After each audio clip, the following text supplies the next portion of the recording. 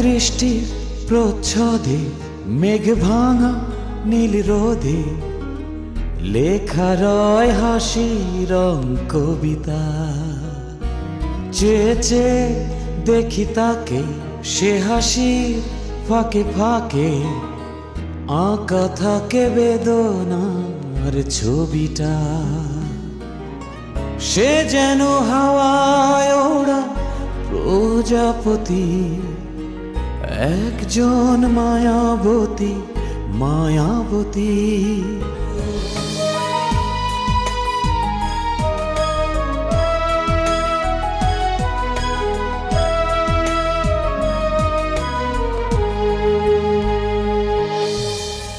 দুঃখ পেছনে রেখে, ইচ্ছেকে কাছে ডেকে সময়কে বলি তবে থামো। ও স্মৃতির চাদর পরে গল্পের শহরে তার পথে এক হতে নামো। সে যেন হাওয়ায় ওড়া প্রজাপতি, একজন মায়াবতী মায়াবতী।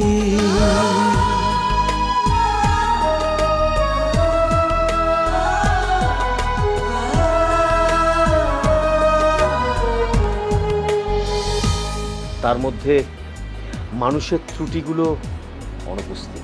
একজন মানুষের ভেতর ত্রুটি নাই দেখে তাকে আমার পছন্দ হবে না। কিডনির সমস্যা হলে কি মাথায় কোনো গন্ডগোল হতে পারে? ভালোবাসার বাস হচ্ছে মানুষের হৃদয়ে। সেটা দেখানোর দোষ কি? আমি আমার একটা কিডনি বিক্রি করেছিলাম। কেউ তো শখ করে কিডনি বিক্রি করে না। আমি বলতে পারতাম যে আমি কিডনি বিক্রি করবো না। ওকে আপনি মহাপুরুষদের দলে ফেলে দিয়েছেন। আমার মতো একটি কিডনি বেঁচে থাকবে এবং সে সমস্যা যে তারও হবে এমন কোনো কথা নেই। তুমি কি আমাকে ফিরিয়ে দেবে? আমার কিডনিটা নিচ্ছি। কেন?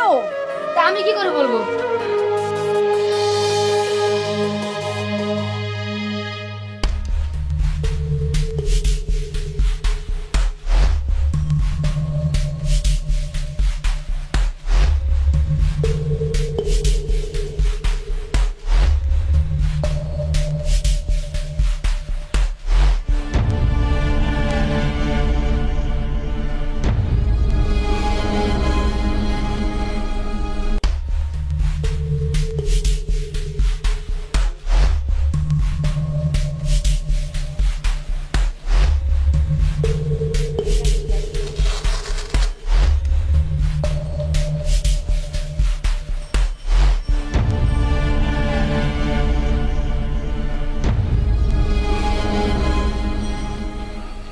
স্যার, স্যার, ফরিদ বলল আপনি নাকি কিডনি ট্রান্সপ্লান্ট করাতে চান না। এটা কি ঠিক? ও যা বলেছে ঠিকই বলেছে। কিন্তু স্যার। আর কোনো কিন্তু নেই জাহানারা। আমি অনেক ভেবেচিন্তে ডিসিশন নিয়েছি, এর কোনো নড়চড় হবে না। স্যার, স্যার প্লিজ আমার একটা কথা শুনুন স্যার, প্লিজ। জাহানারা, কেন শুধু শুধু বিরক্ত করছো আমাকে? আমি যা ঠিক করেছি তাই হবে। তুমি শুধু শুধু আমাকে বিরক্ত করো না বা কান্নাকাটি করো না। এখানে যাও। এই, তুই কি পাগল হয়ে গেছিস? হ্যাঁ মামা, আমি পাগল হয়ে গেছি। ওই 5 লাখ টাকার কি হবে? ওই টাকা তো খরচ হয়ে গেছে, মারলে কাটলেও তো ওই টাকা উদ্ধার হবে না। মামা, টাকাটা আমি আমানুল্লাহকে দান করেছি। তুই একটা পাগল, সুলানা পাগল, শুধু পাগল না, বদ্ধ পাগল। মামা, আমার শরীরটা খারাপ, খুব খারাপ। তোমার চিৎকারে আরো খারাপ হচ্ছে। দয়া করে আমাকে একটু ঘুমাতে দাও। আমার কমপ্লিট রেস্ট দরকার।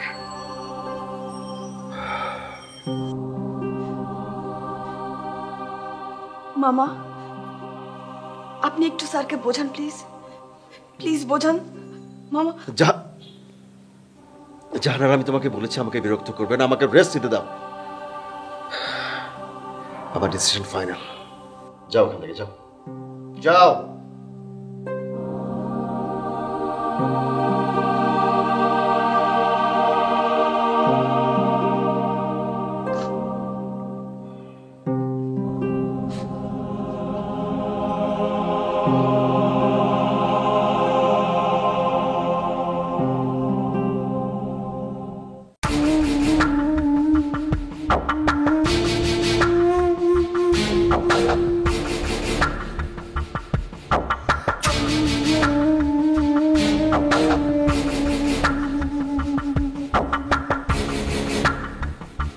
হ্যালো,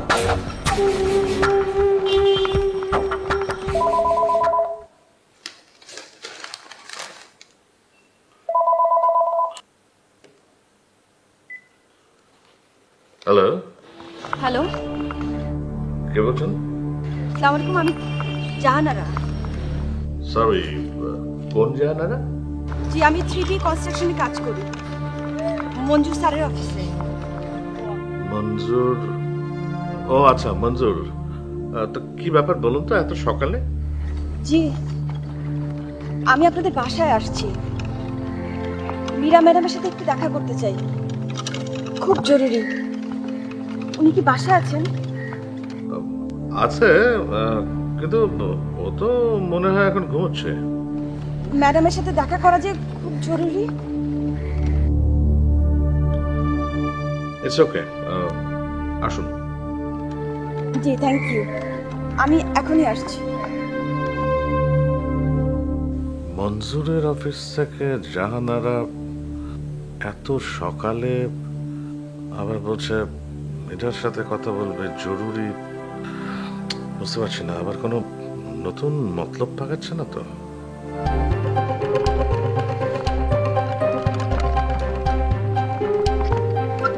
মামা একটু তাড়াতাড়ি যাবেন?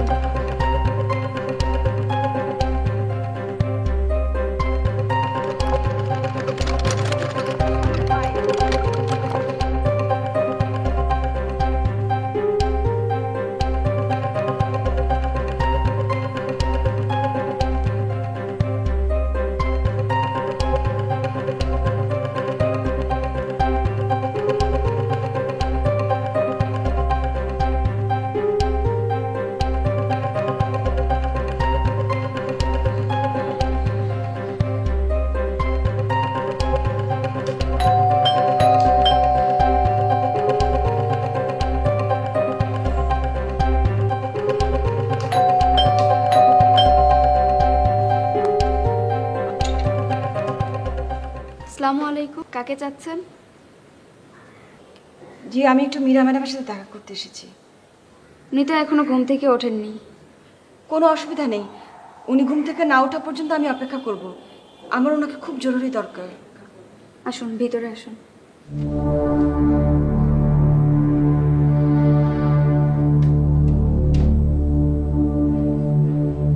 আপনি বসুন, আমি নিচ্ছি।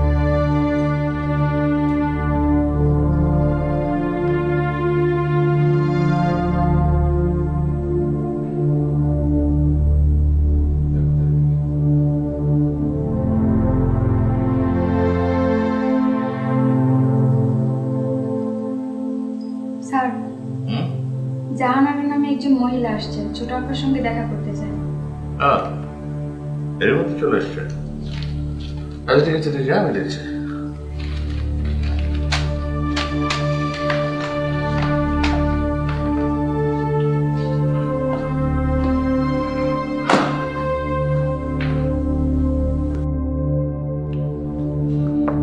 মীরা, মীরা,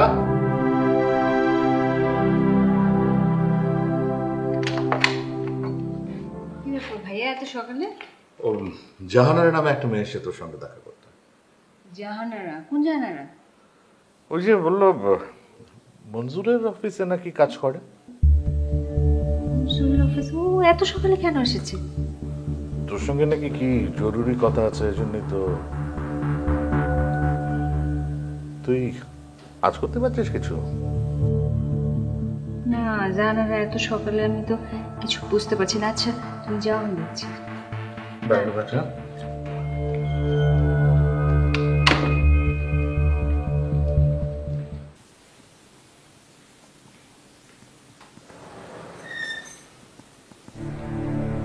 আসসালামু আলাইকুম। ওয়ালাইকুম আসসালাম। কি ব্যাপার, আপনি এত সকালে? সরি ম্যাডাম, খুব জরুরি প্রয়োজনে আসতেই হলো।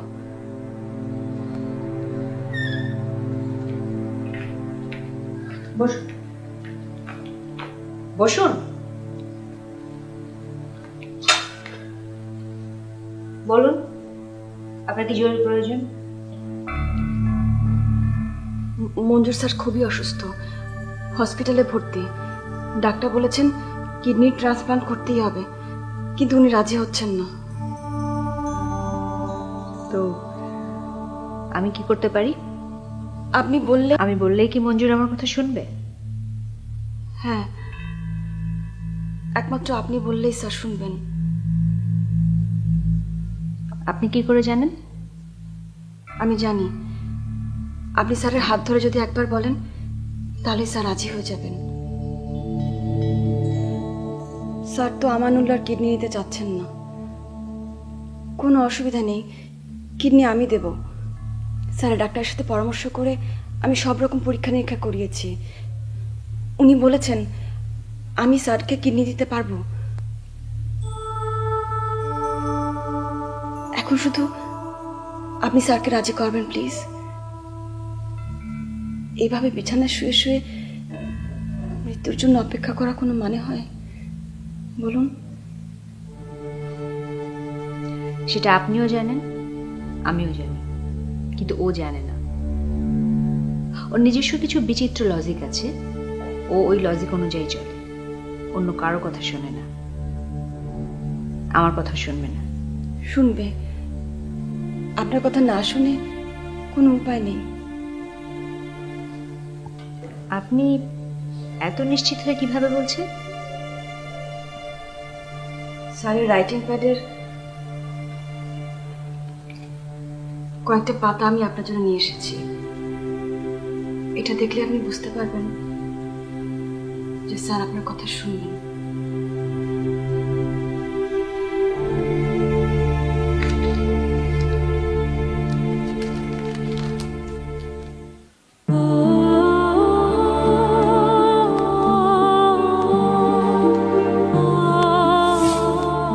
আমি মঞ্জুর। নামের এই মিল কি প্রকাশ করে বলেন তো? চা খাবো? তবে ঠোঁট পুড়িয়ে ফেলবেন না। বাসর রাতের কথা বাকি জীবনে অসংখ্যবার মনে করা হবে। ফুলের গন্ধে আমার নিঃশ্বাস বন্ধ হয়ে আসছে। তোমাদের বাথরুম কোন দিকে? এটা তোমার নিজের বাড়ি না, এটা শ্বশুর বাড়ি। কিন্তু এমন একদিন আসবে যেদিন এই প্রতিষ্ঠান অনেক বড় হবে, অনেক বড়। দেখো তোমার কিছুই হবে না। তোমার কাছে খুব সুন্দর লাগছে। এসবও আজকাল তোমার নজরে পড়ে। কতজনই তো আমাকে রাস্তায় ছুঁড়ে ফেলে দেয়।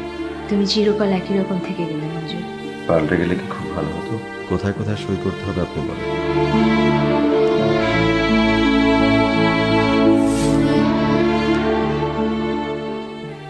মোট 306 বার আপনার নাম লেখা আছে এখানে।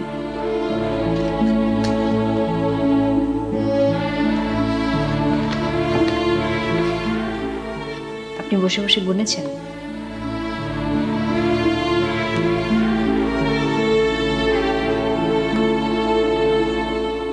জি।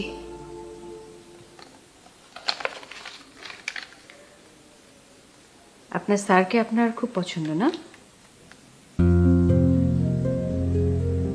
জি। কেন পছন্দ সেটা কি জানেন? জি জানি। আমাকে বলবেন?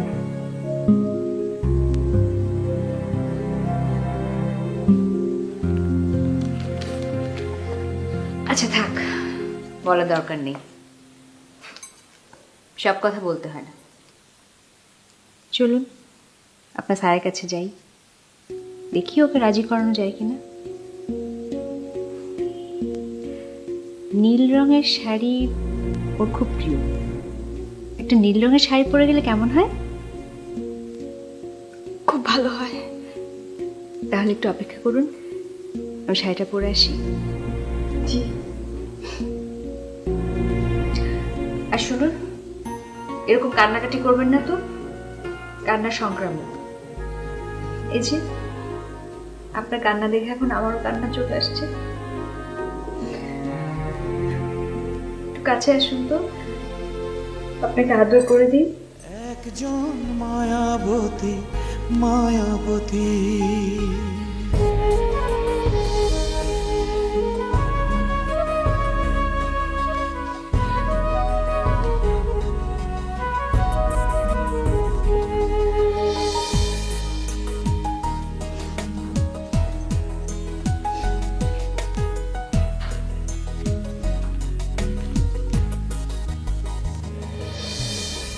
গল্পের মাঝে মাঝে স্বপ্নের ভাজে ভাজে দুঃখ সুখের আনাগোনা ও প্রেমেরই নীল খামে বিরহ উদাস নামে নিঝুম রাতে তারা বোনা সে যেন হাওয়ায় ওড়া প্রজাপতি একজন মায়াবতী মায়াবতী ও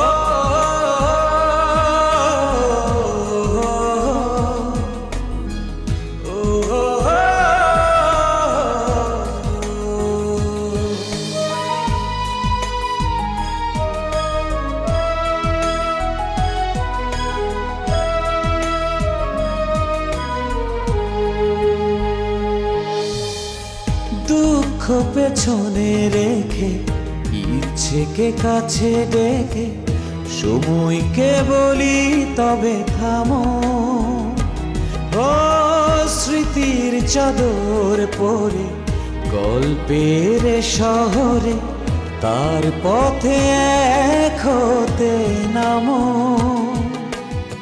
সে যেন হাওয়ায় ওড়া প্রজাপতি একজন মায়াবতী মায়াবতী তার দৃষ্টি প্রচ্ছদে মেঘ ভাঙা নীল রোদে লেখা রয় হাসি রং কবিতা চেয়ে চেয়ে দেখি তাকে সে হাসির ফাঁকে ফাঁকে আঁকা থাকে বেদনা ছবিটা সে যেন হাওয়ায় ওড়া প্রজাপতি একজন মায়াবতী মায়াবতী সে যেন হাওয়ায় ওড়া প্রজাপতি একজন মায়াবতী মায়াবতী